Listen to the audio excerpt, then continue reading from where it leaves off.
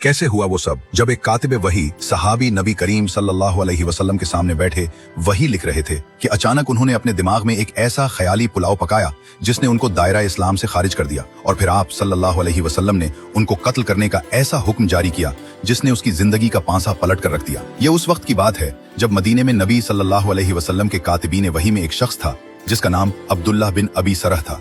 यह हजरत उस्मान बिन अफ़्फ़ान के रज़ाई भाई थे, यानी जब भी नबी करीम पर वही नाजिल होती तो अब्दुल्लाह बिन अबी सरह फौरन उसे लिख लिया करते थे।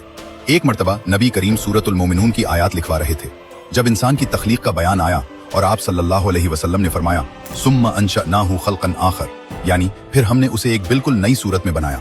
अब्दुल्ला इतना मुतासिर हुआ कि उसके मुंह से बेइख्तियार निकल गया, तो फिर बहुत बाबरकत है अल्लाह, सबसे बेहतर बनाने वाला।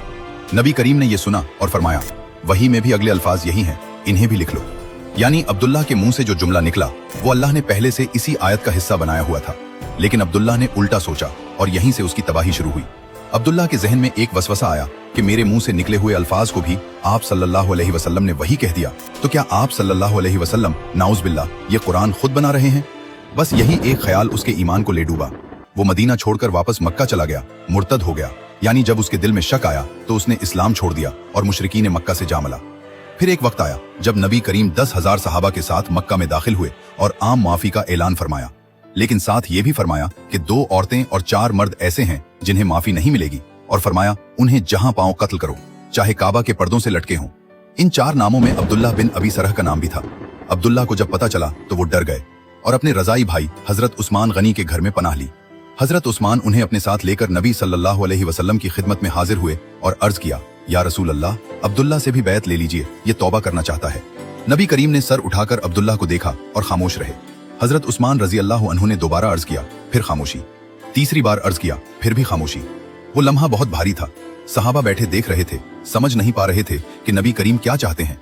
फिर चौथी दरखास्त पर नबी सल्लल्लाहु अलैहि वसल्लम ने बैत ले ली और अब्दुल्ला को माफी मिल गई।